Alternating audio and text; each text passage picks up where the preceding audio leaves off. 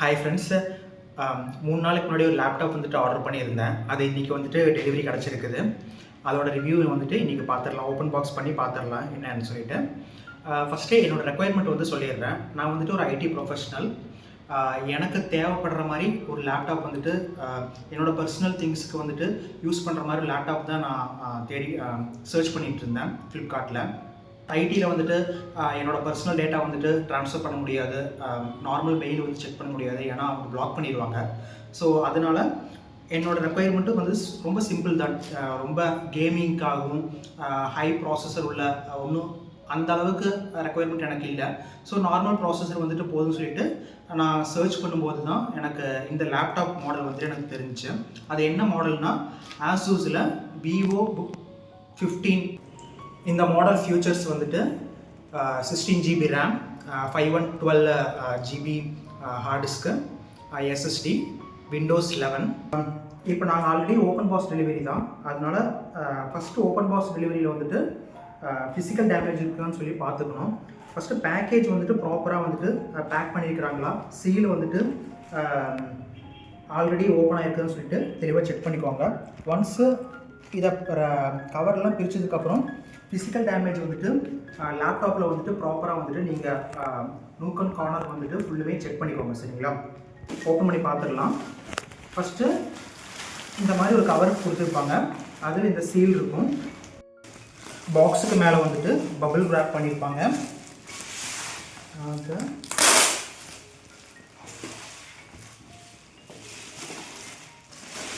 Package எல்லாம் ரொம்ப நல்லா இருந்துச்சு.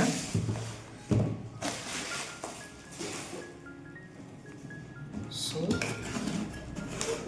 ஓப்பன் பண்ணிடலாம்.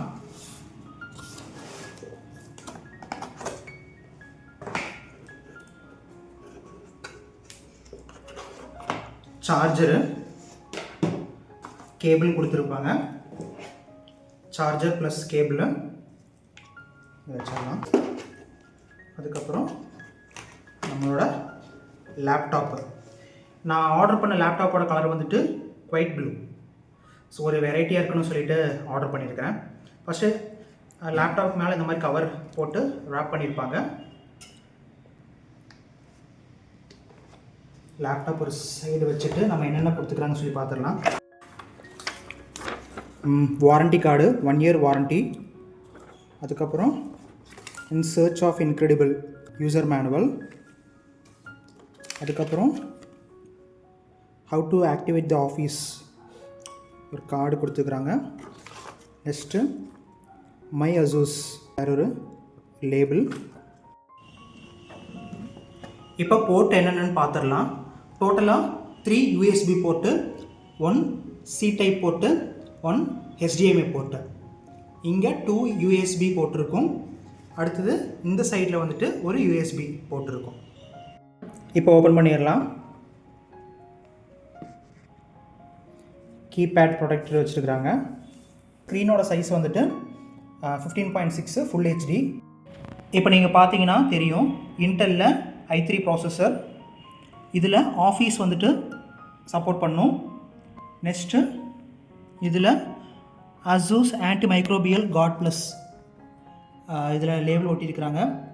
அதுக்கப்புறம் என்னென்ன ஃபியூச்சர்னு சொல்லிவிட்டு ஒரு அசூஸ் விவோ புக்னு சொல்லிட்டு HDMI ஒரு லேபிள்.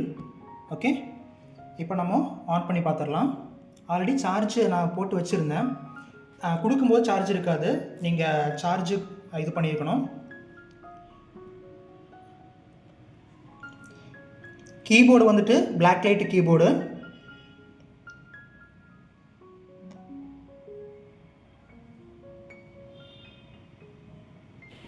இதோட வைஃபை கனெக்டிவிட்டி வந்துட்டு wifi 6E 802.11ax dual pant.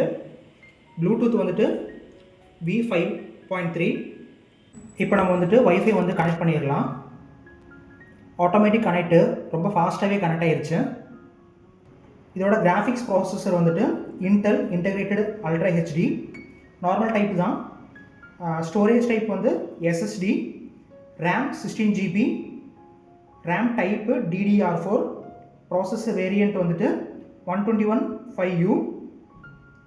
Clock speed வந்துட்டு maximum turbo frequency up to 4.4 GHz.